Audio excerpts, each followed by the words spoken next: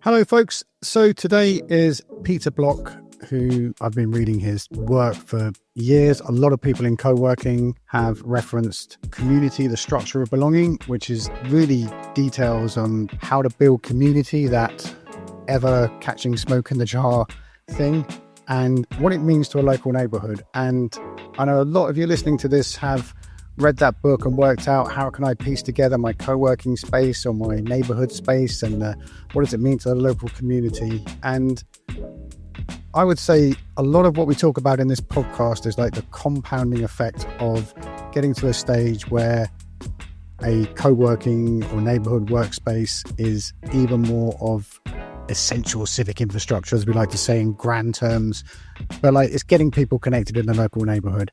So there's lots of stuff in that. I'm very struck by, as I am doing this introduction, I'm also watching the live stream from John Alexander, Indy, and Imandeep from the Conduit, which is nearly the same conversation as we had in this podcast here with Peter. So I'm going to put a link to that in the show notes, and also that particular video is also in the LinkedIn co-working group.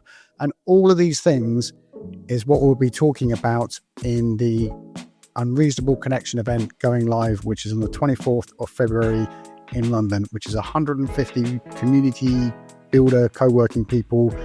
And essentially, like we talk about in this podcast, we'll just get together and talk with each other and see each other and ask, like Peter says in here, what is the crossroads you're at? That connection is more valuable than ever in our increasingly fragmented society. So that is already a very long introduction. Thank you for your time and attention. Let's get into the show. Oh, one thing.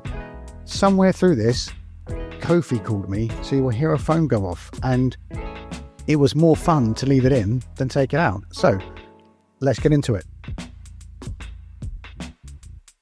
Hello, folks. It is the Co-working Values Podcast, the sweetest smelling podcast about co-working in the world ever.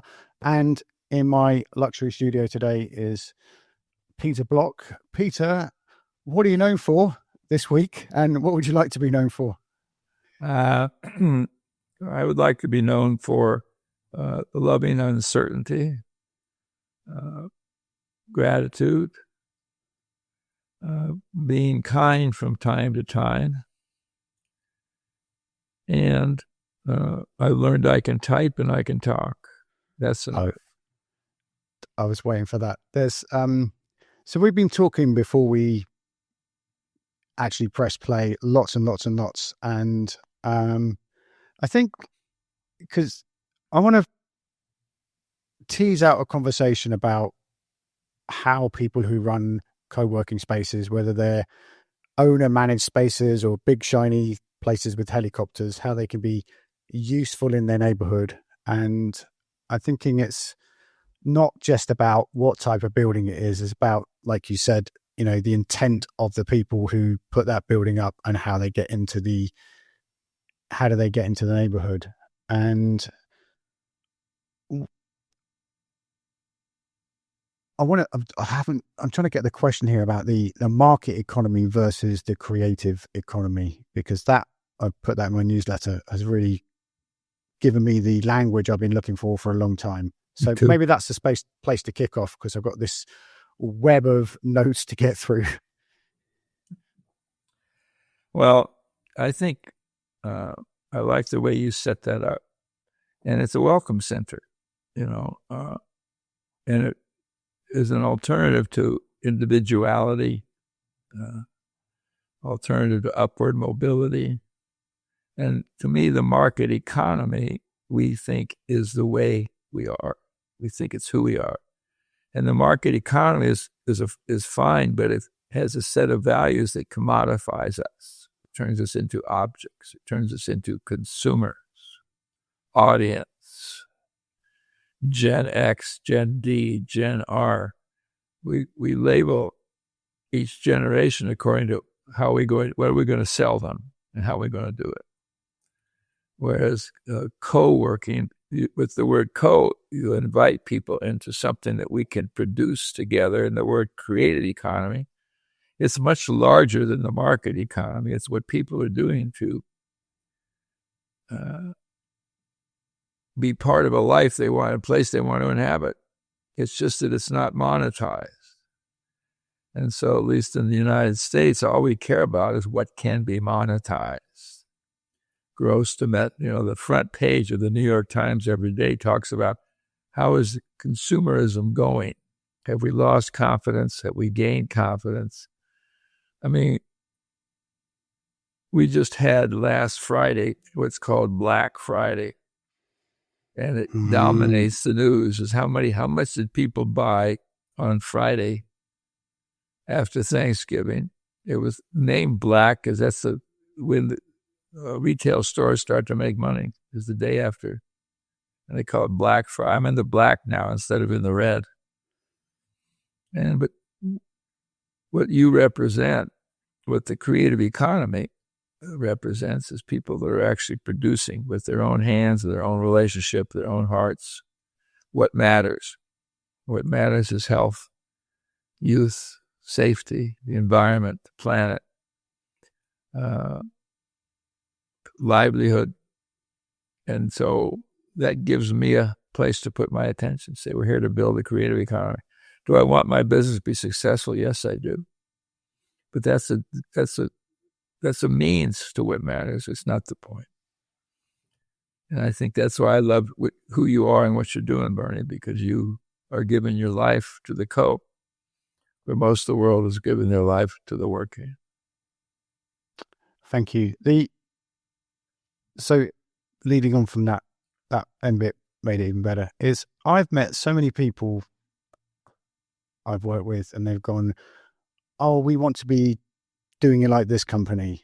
And it's like opening a coffee shop and go, I want to be like Starbucks, or opening a guest house and I want to be like the Hilton. It's like, actually, your combination of, things, like we were talking about you and Stephen, who run Contingent Works in Bromley in London, and it's called Contingent Works because it's named after the group of people from that area who would dress up as punks and new wave people and go into London to a club called the Blitz Club, and that was full of Boy George and Billy Idol, and they're all David Bowie fans. And then Stephen and Ewan they met at the school gates because their kids go to the same school as David Bowie went to.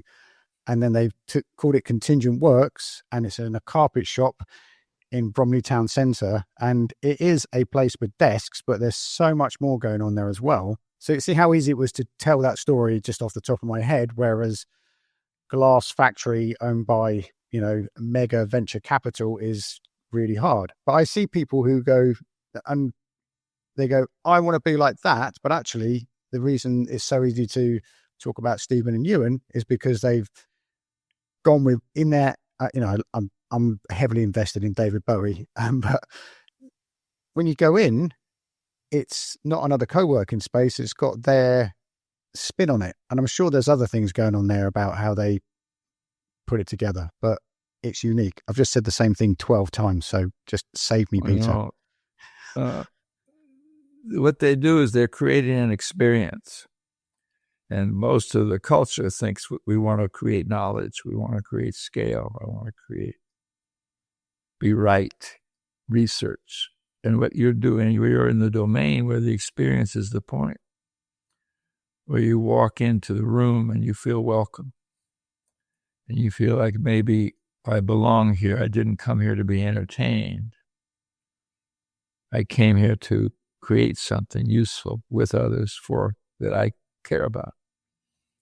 Now, if you need David Bowie's face on the door to get me to walk in, who cares? Another great quote I heard is, all marketing is pornography. And if that's the case, then do what you have to get them in the door. But then once they walk through the door, you design an experience where they become agents, they become connectors instead of leaders. And so the creative economy is led by connectors. And that's who you are, Bernie. What coworking embodies is, say, the way the future gets created, the way the common good gets enhance the way you build a business, really, is by connecting strangers, welcoming people together. And once they walk in your room, you're not there to meet their expectations. You're there to give them an experience where they find out they're not alone. They're not crazy. There's nothing wrong with them. And they can find this out best as strangers. And it's powerful, and it values experience over wisdom, over knowledge. I'm an old man, and people want me to pass the torch. And why would I do that? And so I think that's what's important about what you are and what you stand for. And the connector is what creates genuine wealth. An authentic way. That's how you raise a child, is through connection, not through instruction and teaching them to compete with each other. It's just the infinite possibility of where the co-working space is where the creative economy matters, is treated as if it's maybe the point. And the word economy means household management. And you're reminding us of that we're here to manage a household, including making a living. There's nothing wrong with making money. It's just that scale does funny things to experience. So you go to higher education, at least in the States, and the classrooms hold 300 people. Why? Because it's efficient. It's cost effective. So their goal is teaching rather than learning. And that's why you represent an alternative to that. And I'm grateful to you for that. Thank you. That scaling thing is even in education is even more now. You can do it on Zoom. So I want to introduce that colonial thinking thing, because this comes up in so much of what I read and research, and I look out for it, and there's this kind of corporate imposing colonial mindset, which I know part of me wants to say there's a place for. I'm plugged into recording on an Apple device using Google software, but I feel we miss out even saying that like that sounds too kind. We're missing out because we're kind of doing what we think we should do rather than connecting with each other. And can you explain that? Can you unpack that colonial thinking? Because it'd be much more elegant than my definition. Well, it began with Enclosure in the 1600s, where the common land where I could support myself and make a living was fenced in because it was more profitable to put sheep. And so, it's become who we are. It's become part of our culture. And you would pay a price for that. And the price you pay is a sense of isolation. All of the magical things I like the telephone. When I grew up, we had party lines. If the box on the wall rang twice, it wasn't you, it was someone else. And I'd have to walk to the wall, pick up a receiver, and talk into a box. Now, me and my phone, first thing I do is get up in the morning and say, "Oh, where are you, my dear?" And so I like the technology. It's just not the point. It doesn't give me anything that matters. And what the creative economy, with the colonial world says, what matters is scale, certainty, predictability, cost. And that belief system as good for us is what isolates us. Because all the measures of things we care about, like your health, if you live in a co-working context, you're going to live 2 years longer. If you volunteer 100 times a year, your life is extended 2 years. Now, no pharmaceutical can promise me that. It's good for your health. Children, when they their neighbors know their first name. And when they're on their own after school, instead of in sports all the time, they perform better in school. They learn to read sooner in a relational environment than in an achievement environment.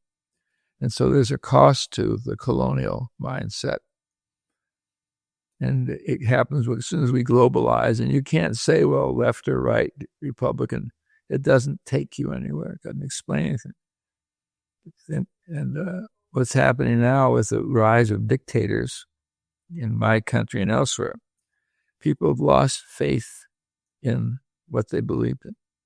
And so they say, well, if the world is going south, let me find somebody who will, take care of me while we're going there. And so we elect a high control. But to me, colonialism says, I know what's best for you. The delivery system was the Catholic Church. And people were missionaries. And I love the quote from a guy who ran, I don't know whether it was some country in Africa. He says, when the missionaries came, we owned the land and they held the Bible. 2 years later, when I opened my eyes, I was holding the Bible and they owned the land. I've heard that. And I thought, done, got it, next. So to me, co-working, the common good is the alternative place to put our energy and attention. And a piece of that is to make a living. But it's not the point. The marketplace belongs here. But it's not who I am. I think also there's another tangent is that I see a lot of companies go to a poor neighborhood, open a space. This happened in the Impact Hub Birmingham is a great space. Actually, that's not true to my story because they opened in a poor neighborhood and they brought a lot of life to the neighborhood. And then the landlord that owned the building said, oh, this neighborhood's really busy nowadays because you came here, we're going to hike your rent. So that's one way. But then there's other companies that will go into a neighborhood. I mean, it's a great business decision. I can buy this warehouse and turn it into a co-working space, and it is revitalizing the neighborhood in some way. But then all the other people need to move out, and it's like it is a takeover. Like Hackney in London is a great example of this. It was where the Olympic Games were in 2012, and quite literally in a very colonial way, like so much of that neighborhood got displaced. And you'd hear on the news, we've created 3,000 new affordable homes. But one of the things they did is they knocked down 1,500 existing homes and dispersed that community that I don't know how long that community had been there. So if you look at it now, it kind of looks, developed, but it is just so new, it feels a little bit weird. And the co-working space I was in Hackney, there were lots of old warehouses there, and they've all been either converted or knocked down. And you can feel, I'm not even from Hackney, and I can feel the soul of the neighborhood has gone. Mm-hmm. And that whole gentrification conversation. What interests me is they declared victory in doing that. That's the purpose of a piece of land. I once lived in a neighborhood and they wanted to develop this piece of land, and we went to the hearing. And the lawyer for the developer said, if you won't let us build on this land, you've made the land useless. And the only valuable use of land is to maximize highest and best return. That's a way of thinking, and they're smart enough to call it development. That's why I love the quote when Harry Truman in 1945, after the U.S. got through the war, said, well, because we're doing well, we're going to help these underdeveloped countries in the South, Latin America. And this friend of mine, this amazing guy, he wrote a book called The Future of Development. He says, I didn't know we were underdeveloped. I thought we were Mexican. And so, in a way, the colonial empire has captured the language, and we say this is good for development. And what it kills is culture, memory, connection, intimacy. And that's why it's not enough to have a co-working place. But then what you're doing, Bernie, and what we're doing is say the creative economy provides you experiences of connection and building social capital. The market economy gives you wealth and upward mobility, scale, and it's just a consumer sense. It bothers me that we think we can purchase safety. I can purchase a future. Education can raise my child. The healthcare system can keep me healthy. None of those conversations take us very far until we come to you. So what's one of the things I want to throw in here, and it hasn't evolved actually, is we were looking at the ACTionism screening. I always say screaming, but it's screening, which is I talk about it every week in this podcast, but it's where we're encouraging co-working spaces to show this documentary. And what caught your eye on the page was where Ellie says, we went from anxiety to action. Mm-hmm. And I know you haven't seen the documentary, but you reading that and how you interpreted it was very interesting. And there's something about, before we came on, you said, it's not just the documentary, it's what happens when we get together. And that's the point I'm really going for with people in co-working spaces, is being this connection point, not just a place to open your laptop, which is also very useful. Well, being useful is different than creating something. Everything I have these days is valued because it's useful. But now I have to get a new phone every 10 days. And nothing's better about it, but it's more useful, it's quicker, more convenient. And to me, what you represent and what that notion of anxiety to action means, that the fact that I'm anxious means I'm alive. And my aliveness is created by our capacity to create something, to do something together, to be agents of our own place, our own experience. That democracy right now is pretty much gone in my country because the structures of democracy don't work anymore like they were intended. And I'm not talking about national. When I vote, I give power away. And I don't want to talk about who you voted for, who I voted for. I want to talk about what are we creating. And most of our representative structures don't work right now.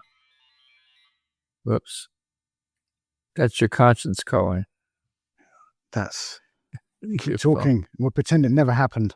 No, we don't have to. That's and so anxiety means that, well, what do I want to do now? Rather than medicate myself, rather than calm myself. And one of the things we're doing is creating yoga for the common good. And we say, how do we take the principles that I can experience on the mat, where my breath is my focus, and we're together, my focus is our curiosity together, and the kind of way that we connect with each other as being the point of what we're here for. And that's what co-working promises. Contingent work, it promises an unpredictable life that we can produce together. And we have the methodology.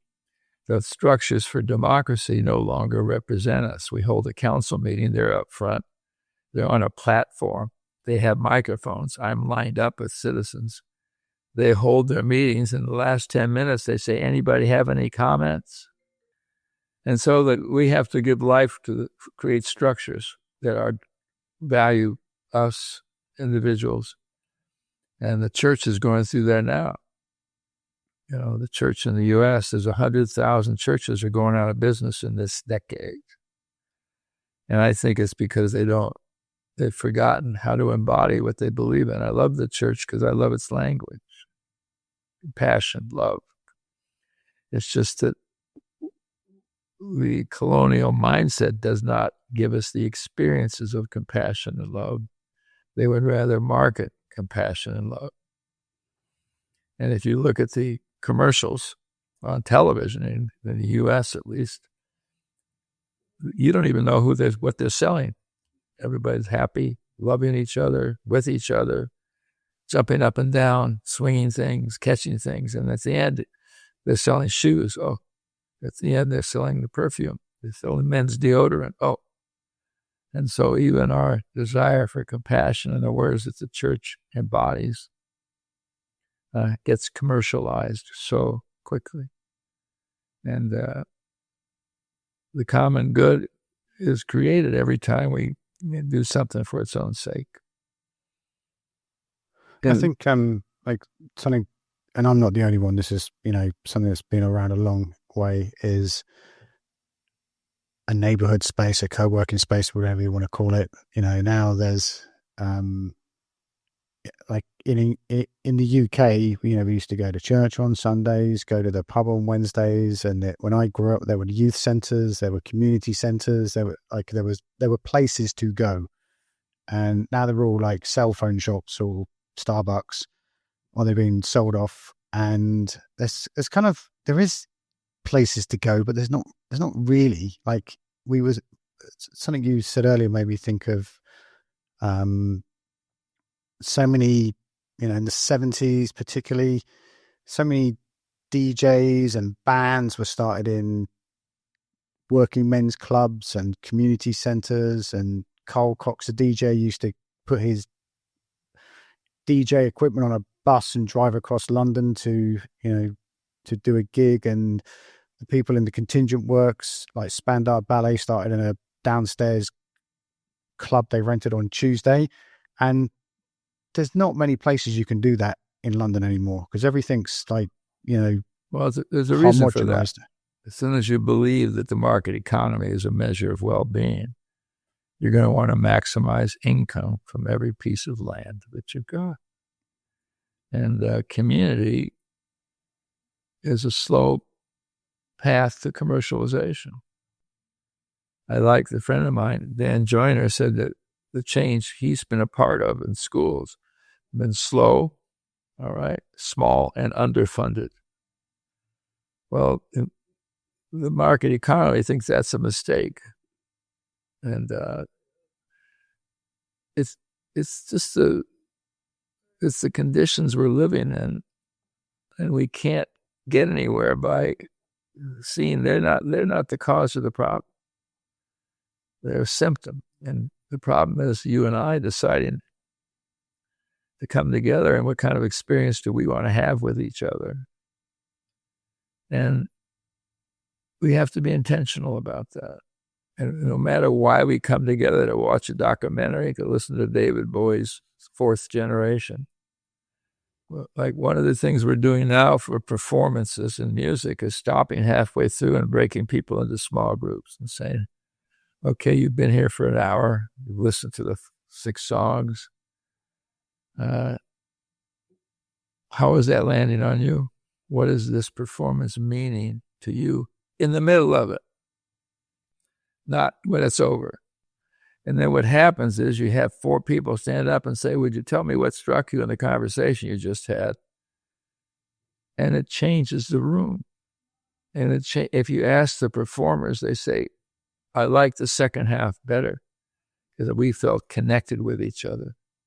And the audience helped create that performance. And as soon as you think that way, it takes you to a different place, and you don't have to wait for someone else's transformation. You need a performer willing to stop halfway through. I go to opera and ballet sometimes, and they have an intermission. I love that. And sometimes I feel I have a better experience in the intermission than I do during the performance. And I need both. but I don't want to treat the performance as if it's the main point. It's just a point. What happens in that intermission? Is it the sharing of what's coming up for you? Yeah. You reflect on the experience. What was it like? I didn't like it. I thought I was boring. Really? Wow. Me neither. Good. Thank you. And it gives me energy. Instead of being audience consumes energy, unless it's amazing, and then it's worth watching. I went to a protest, and the people organizing the protest said, would you find 4 other people around you that you don't know and talk to them about why was it important for you to be here today? And I thought, oh my God, this is what heaven is like. I'm done. Leave me alone. And it was amazing. I walked up to 4 people I didn't know, and I said, well, and we had a great time. And that had more to do with making a difference in the world. I would love the that. Speeches. I would love that. I don't like speeches anymore. I see even people I really, really like talking. There's like I'm looking out for it, but there's like a rhythm into what they say. And then like, yes to banana sandwiches, and they have their thumb and their finger together, and you see them evolve. They start out really good and raw, and they do that thing with their thumb, and they're like, yes to banana sandwiches, yes to banana sandwiches with peanut butter, yes to banana sandwiches on bread. And then the crowd obediently responds in the same kind of crescendo. And I know. I like the fact they get together. It's really important. But someone going up and saying something in a different rhythm is a way to stand out. Well, it's called entertainment, and it's fine. I like it. It's creative, but it's a vehicle to take us somewhere. And we can make that easy for people, especially in a world that's so, competitive. The technology isolates us. It's wonderful that you and I can be together on this day, so it's got benefits. But by and large, you go anywhere around and people are staring at their screens. I know. I talk a lot to my phone. I love walking and talking to my phone. It's just really, really great I am in heaven, like you said just now, but I do feel like I'm walking through this, beautiful field with this amazing view of the Atlantic Ocean that I moved here for, and I'm kind of staring at my phone. So I actually make a point of trying to hold it in front of my nose and walk so I can take it in as I go. But before we head off, is there anything I didn't ask you that you're dying to tell us, that will help save neighborhoods all over the world by lunchtime today? Well, I'm not in a hurry to save neighborhoods all over the world. They don't need saving. They need to be seen. And part of what you're doing is changing what's worth talking about. And to me, connectors do that. And I want to change the protocols. Right now, whenever we get together, we have kind of royal protocols. We in the States, I don't know if you do that in Europe, but have Robert's Rules of Order. Old business, new business, discussion, vote. All these protocols keep us under control. They keep us well behaved. The phone keeps me well behaved. And so what you're introducing, what I'm trying to be a voice for, is common good protocols. And I ask you ambiguous, uncomfortable questions. Why was it important for you to be here today? I would ask you why is what you're doing important to you, Bernie? Not what are you doing and how's it going? I'd ask you, what's the crossroads you're at this stage of your life? And I do this in the context of having to get something done. And so, developers want to come into my neighborhood. Well, we held a meeting of 80 people. They were angry when they walked in the door. And I happen to know the developers. And I said to Dave and John, don't dress up. Don't tell us how much trouble you went to. Don't tell me. I want you to join a group and listen to these stupid people. And we asked people what the crossroads were at in this neighborhood. When did you first start caring about our neighborhood?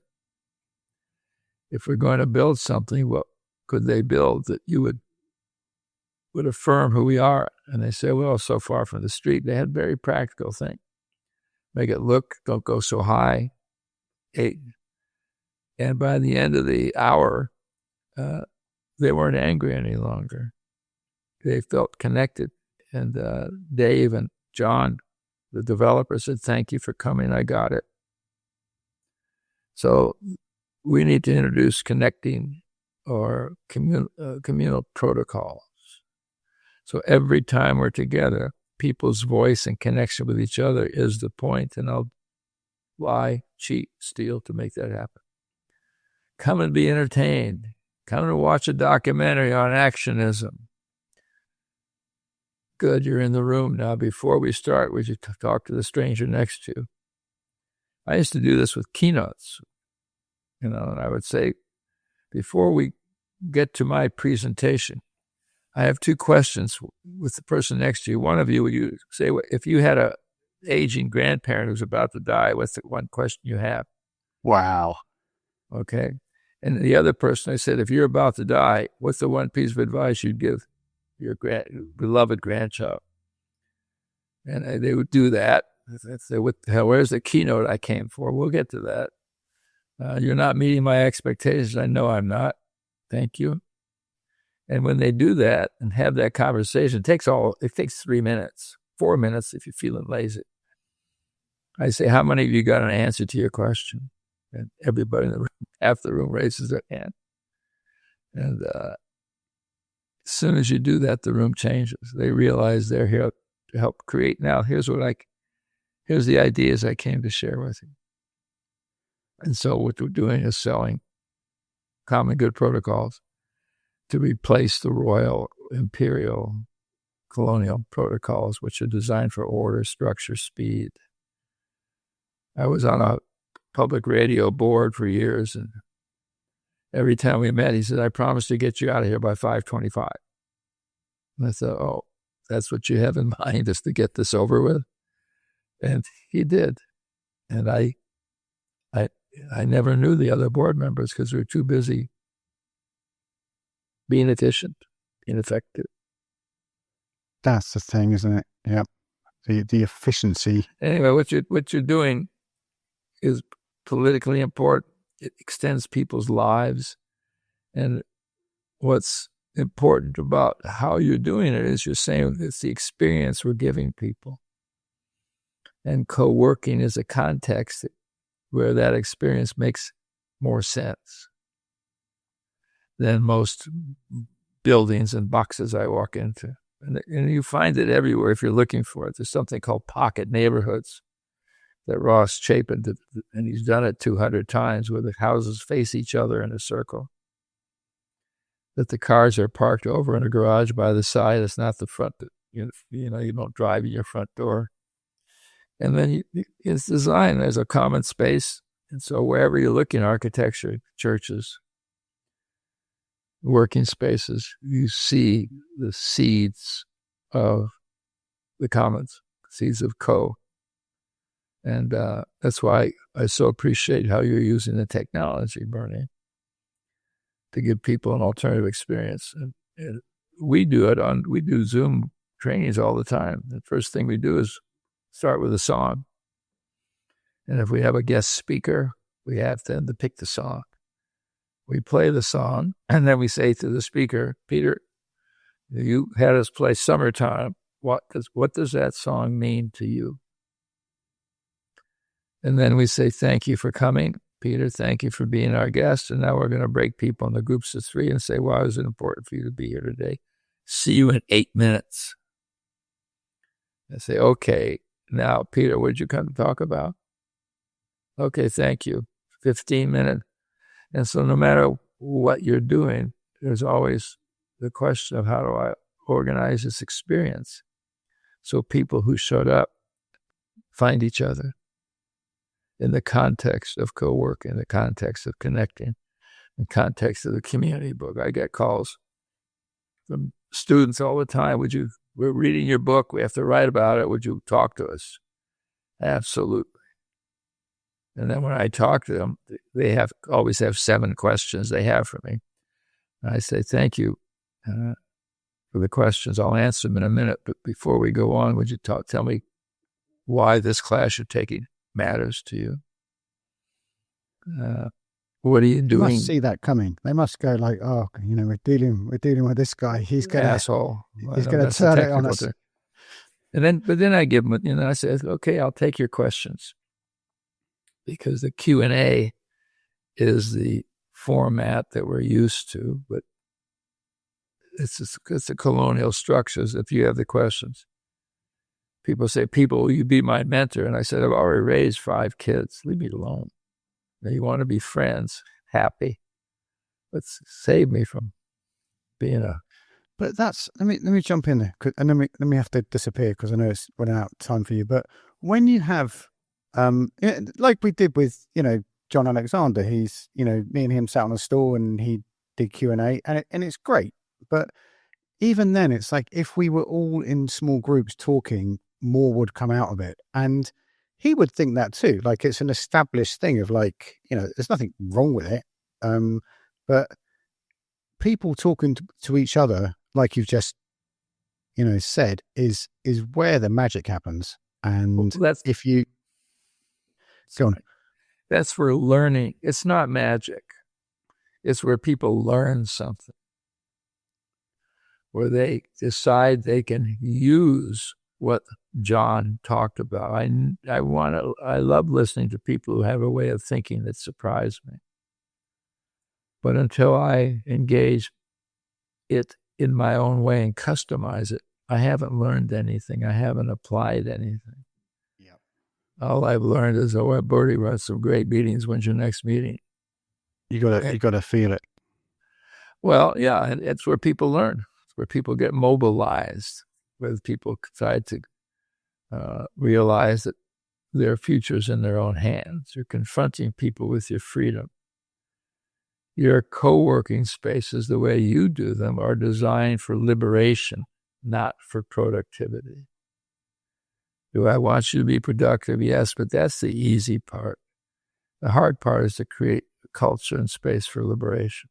Liberation meaning that I came here to create something with other people, even if we never talked about it.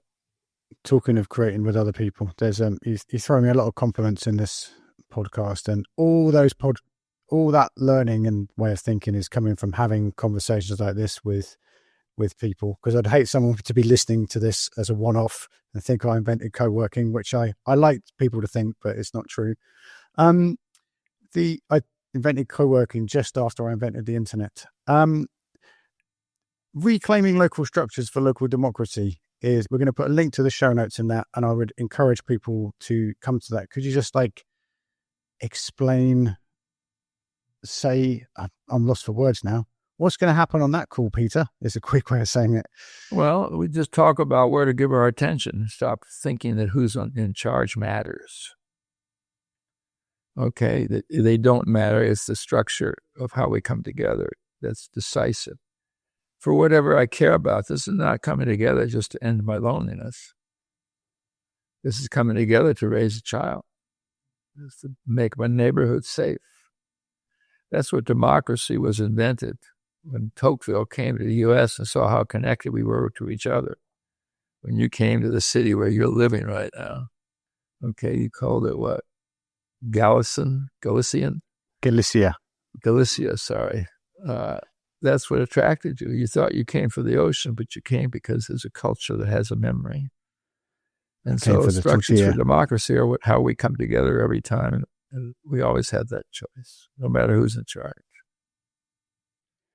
Ace, we'll put a link in the show notes to that. And where is, I get your emails and stuff. Where is it just to go to peterblock.com? Where's the best place Design Learning. Designlearning.com. Another site I have that I use as a warehouse of inspiration is called restorecommons.com. Link in the show notes to all that, folks. And I think most people who listen to this have picked up a copy of Community. Is it The Art of Belonging or The Structure of Belonging? The Structure of The Belonging. third edition is coming out in March, so order it now. I will. And, I've got all the others. You don't have to buy it, just order it now, because it helps me sell books, as if that were the point. The other most recent book is called Activating the Common Good, where I talk about how within reach we could use common good protocols. That I'm halfway through that, and it is. Thank you. Okay. I'm going to say really interesting, but like it really got me thinking about what I have already and kind of what's available in front of my face that I didn't see. Exactly. It's you got it. I've read a few things like that, and it is. Thank you. Probably how we ended up here. Actually, I started reading that. I thought I better come back and ask for another podcast interview when I've got something robust. So inadvertently, what we're doing here today and all the other things flying around the Co-working Values podcast are, and I'm only halfway through, Peter, you know. And well, you got the point. You don't have to finish it. Oh dear. It's an audio thing, so it's anyway, okay. I'm rambling Thank now. I remember I got that Community book in 2014, was it? It came out 28 is probably the second edition, 2014. Yeah, it was very early on, and I remember thinking, oh my God, there's this guy called Peter who writes books about community and being a flawless consultant. And I'm not really a flawless consultant. I sort of didn't manage to fulfill that, but that has informed me, and I know a lot of people in co-working, it's informed how they think about how they do things. So on behalf of the community, Peter, thank you very much. I'm gonna do my little outro here now. So folks, if you go to the show notes, there we'll put links to Peter's books and the reclaiming, I'm really not reading this off the screen, Reclaiming Local Structures for Democracy, which is, do you know the date off the top of your head, Peter? Pardon? The date? You know the date? No. Is it the 5th of December? It's coming up, folks. I can find it. I don't know. It doesn't matter. That's not why we're here. Exactly. Thank you for saving me there. There's also Unreasonable Connection, which is our hour-long online gathering where, well in tune with what we talked about today, you come into a call, you say hello, and then you go into rooms and just talk for like 40 minutes and then come back. And if you feel like sharing, you can, but just that talking to each other is really, really important. It's very easy. You don't have to get dressed up for it. You can wear your pajamas and talk about what matters to you, building your community, building your co-working space. And then in February, we have an in-person event, which is called Unreasonable Connection, going live, and we'll be just talking to each other all day. So wherever you are in the world, be careful out there. It is a jungle. Say goodbye, Peter. Goodbye. We're having a live event on May 4th in Cincinnati, Ohio. So be there or be square. Thank you so much. I can link to that in the show notes too. Cheers, folks.